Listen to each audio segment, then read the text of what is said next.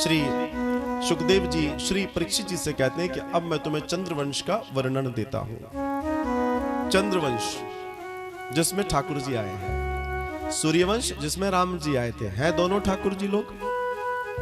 तो श्री कृष्ण जी के आने के पीछे की घटना, नारायण, नारायण से ब्रह्मा, ब्रह्मा से फिर अत्रि, सोम, बुद्ध, इला, पुरुरवा, पुरुरवा के 6 पुत्र, उनके सत्यायु, सत्यायु के फिर कुल आगे जो बढ़ा है तो वो सूर्यवंश हो जाता है। लेकिन इनके जो पुत्र हैं, जो परशुराम तक और राम जी तक पूरा गया है, पुरुरवा, पुरुरवा से जो आयु हुए हैं, आयु के फिर 5 पुत्र हुए हैं और उनके पुत्र हुए ययाति। ययाति के ही वंश में आगे राजा हुए पुरु, पुरु के फिर दुष्यंत जिनकी पत्नी थी शकुंतला, और शकुंतला के बेटे हुए भरत, भरत के आगे एक राजा हुए रंतीदेव, और रंतीदेव के ही वंश में आगे फिर यदुकुल आगे बढ़ा है।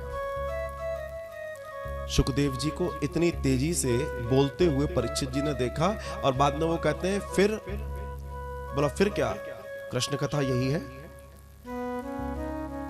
परीक्षित जी 4 दिन से बैठे हैं बिल्कुल ऐसे, और वो जानना चाह रहे हैं कृष्ण को, कृष्ण कथा को। और आज जब समय आया तो उन्होंने कहा कि बस हो गई कथा। आदो देवकी देव गर्भ जननम गोपी ग्रहे वर्धनम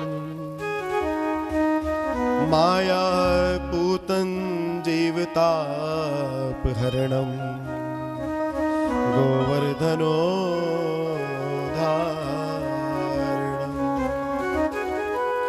कंसच्छेदन कौरवादिहननम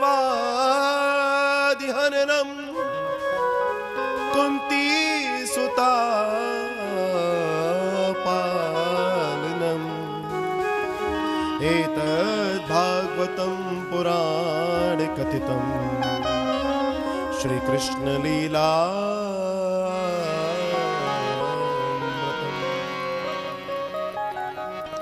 श्री सुखदेव जी बोलते हैं परीक्षित जी से, देवकी के यहाँ भगवान ने प्राकट्य लिया, गोपियों के यहाँ पले बढ़े, पूतना का वध किया, कंस को मारा है, थोड़ी बहुत माखन लीला की है, कुंती पुत्रों की सहायता की है। ये भागवत है। ये क्या है? ये भागवत है। जैसे ये सुना बेचारे ऐसे, देखो साहब आपने जैसा सुनाया, जो जो सुनाया, मैंने कभी कुछ नहीं कहा आपसे, मुझे क्षमा कीजिए, लेकिन ये कृष्ण कथा पूरी पूरी सुनाई है। क्यों सुनाई है? क्योंकि उन्हीं के वजह से तो मैं जीवित हूं। वो कृष्ण जिन्होंने मेरे बाबाओं की रक्षा की, हमारे पूरे कुल पर कल्याण किया, आप उनकी कथा तो पूरी पूरी सुनाइए। और सुखदेव जी बड़े आनंद से मुस्कुराए, बोला मैं तो विनोद था, मैं तुझे कृष्ण कथा पूरी सुनाऊंगा। और तब भगवान श्री कृष्ण की कथा के लिए उन्होंने कहा, ययाति, ययाति के कुल में आगे यदु हुए हैं, और यदु जी के कुल में आगे शूरसेन हुए हैं, और शूरसेन जी के पुत्र हुए वसुदेव। वसुदेव एक विवाह करने जा रहे हैं, जो इनका 7वां विवाह है। इनकी पत्नी अब जो बनने जा रही है, उनका नाम है देवकी।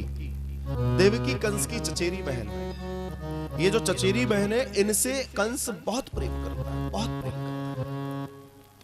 इनकी विवाह की तैयारियां सारी उसने की है, इनके लिए सारी तैयारियां, सारे सब कुछ करवाया है। और तब श्री वसुदेव और देवकी को छोड़ने जा रहे श्री कृष्ण के जो माता पिता होने वाले हैं, कंस उस रथ को हाँक रहा है। तब आकाशवाणी होती है, और आकाशवाणी कहती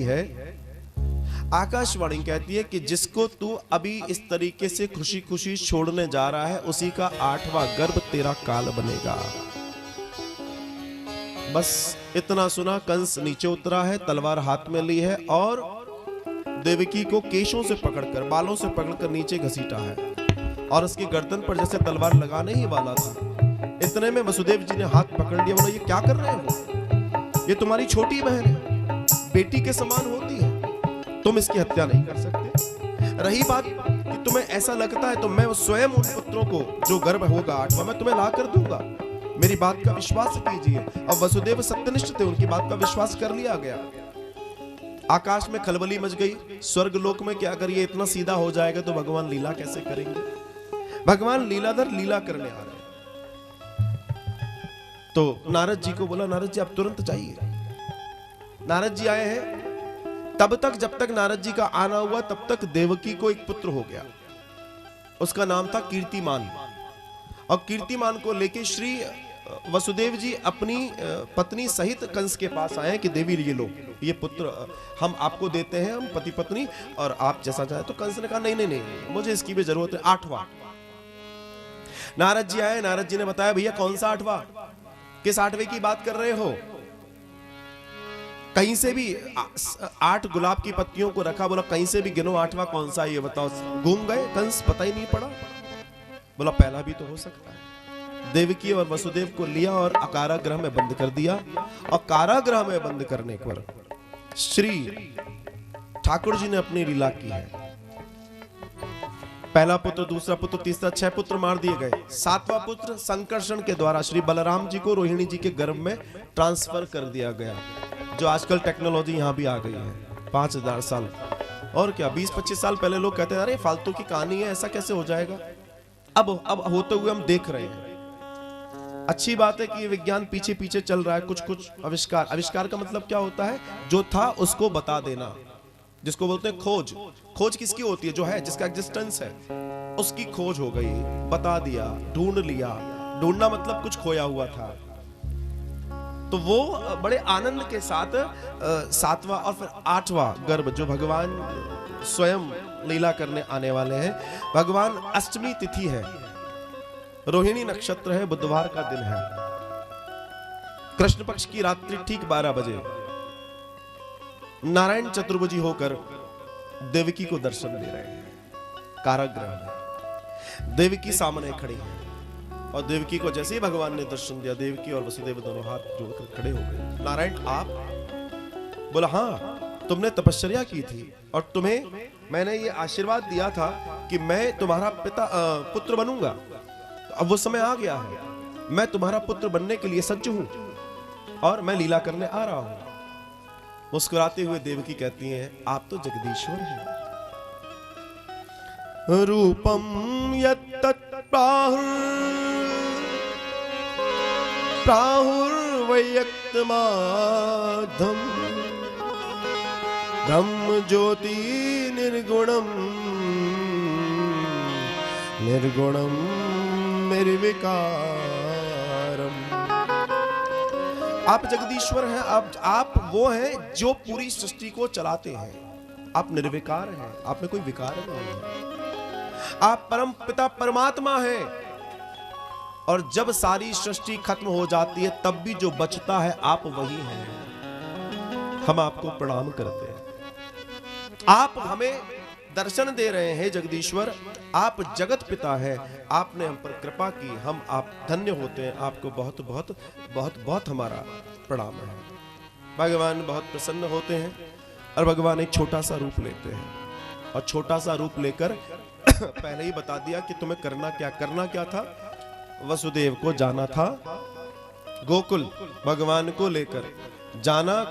वहां पर यशोदा जी मिलेंगी। यशोदा जी के बगल में एक कन्या होगी, कन्या को लेकर आना, हमें वहां छोड़ देना। भगवान को लेकर गए, भगवान को वहां छोड़ा है, कन्या को वहां से लिया है और कारागृह में वापस आ गए। सारे दरवाजे फिर से बंद हो गए। जब जीवन में परमात्मा आता है, परमात्मा की कृपा आती है तो सारे दरवाजे खुल जाते हैं। और जब माया का घेरा आता है तो सारे दरवाजे वापस लग जाते हैं। और हम तो खुशनसीब हैं कि परमात्मा आने ही वाला है। लड्डू मिलेंगे आज तो खुशबू आ रही है। अच्छा आपको नहीं आ रही? हो सकता है मेरे आसपास रखे हो तो। अरे लड्डू का मतलब होता है ठाकुर के गोल गोल गाल, चमकीले चमकीले गाल। वो किसी लड्डू से कम नहीं है। और वो लड्डू एक बार जिसने पा लिया उसके बाद सारे लड्डू फैल हैं, ये ध्यान रखना। तो चलिए हम अपने ठाकुर जी को याद करते हैं, बुलाते हैं। आप भी बुलाइए साथ में तो अच्छा लगेगा। बुलाएंगे कि नहीं बुलाएंगे?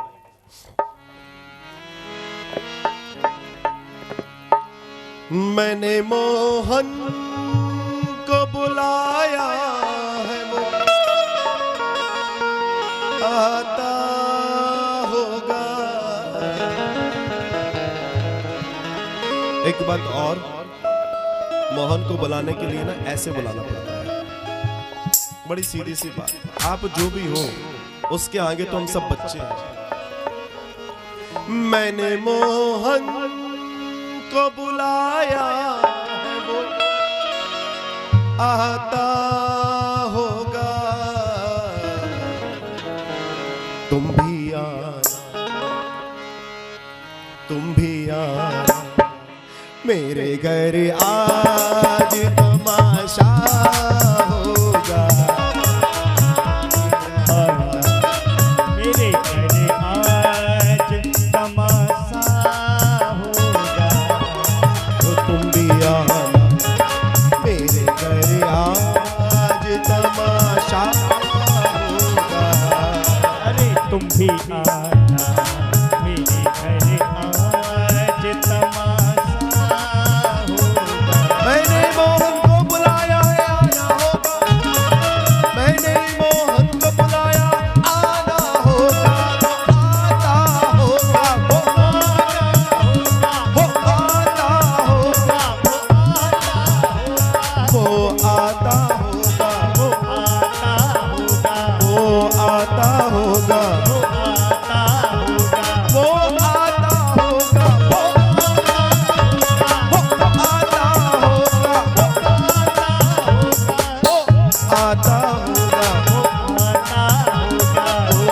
आता होगा, वो आता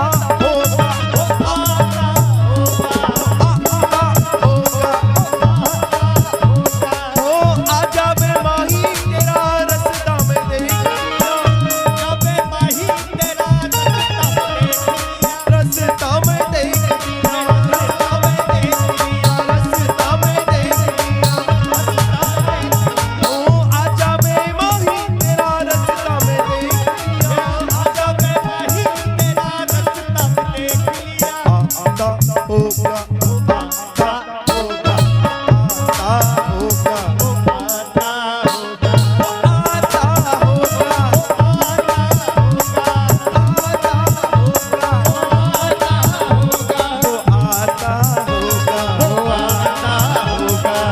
आता